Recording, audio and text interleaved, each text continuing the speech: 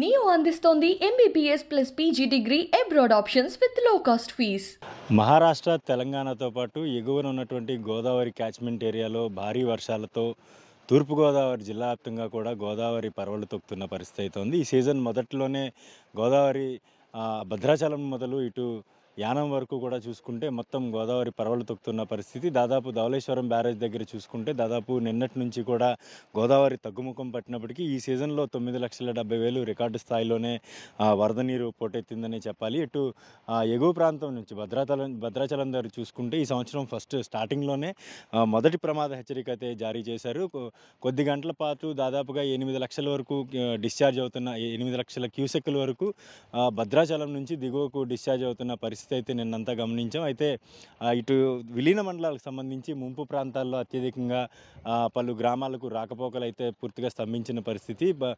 శబరి నది నుంచి ఇటు కూడా వరద పోటెత్తడంతో అటు విలీన మండలాల్లో ఉన్నటువంటి చింతూరు, ఎటపాక, కోనవరం ప్రాంతాల్లో పలు గ్రామాలు జల దిగ్బంధంలో చిక్కున్నాయి. అక్కడ నుంచి సుమిత్ కుమార్ గాంధీ డైరెక్ట్గా ఎవరైతే అల్లూరు జిల్లా మన్యం కలెక్టర్ ఉన్నారో ఆయన నేరుగా వరద ప్రభావిత ప్రాంతాల్లో పర్యటించారు. అక్కడ నుంచి పూర్తిగా ఎవాక్యుయేషన్ చేసి గిరిజన గ్రామాలను ఖాళీ చేయించి అక్కడ సురక్షిత ప్రాంతాలకు కూడా తరలించడం జరిగింది.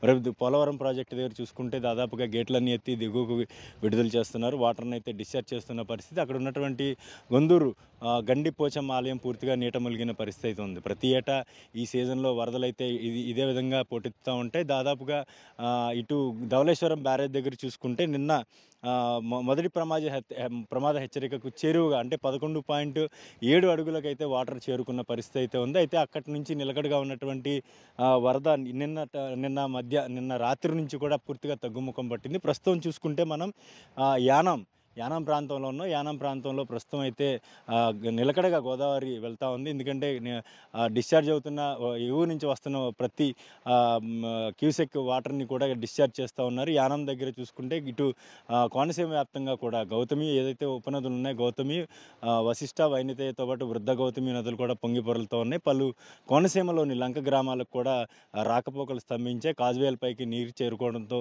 ప్రమాదకరమైన పరిస్థితులు తలెత్తకుండా అధికారులు అయితే ముందస్తు చర్యలు చేపట్టారు. ఎక్కడా కూడా ఎటువంటి ప్రాణ నష్టం, ఆస్తి నష్టం లేకుండా ముందస్తు చర్యలు అయితే చేపట్టారు. లంక గ్రామాలకు రాకపోకలు ఏదైతే స్తంభించాయో ఈ ప్రాంతాల్లో కూడా ఎవాక్యుయేషన్ చేసి ఎక్కడైతే పడవలు ఉపయోగించవలసిన చోటన నాటు పడవలు ఏర్పాటు చేయడం కానీ ఇటు మోటరైజ్డ్ పడవలను ఏర్పాటు చేసి రాకపోకలు సాగించేందుకు మాత్రం రెవెన్యూ అధికారులతో పాటు అటు పోలీసులు కూడా పర్యవేక్షించి ఎక్కడికక్కడ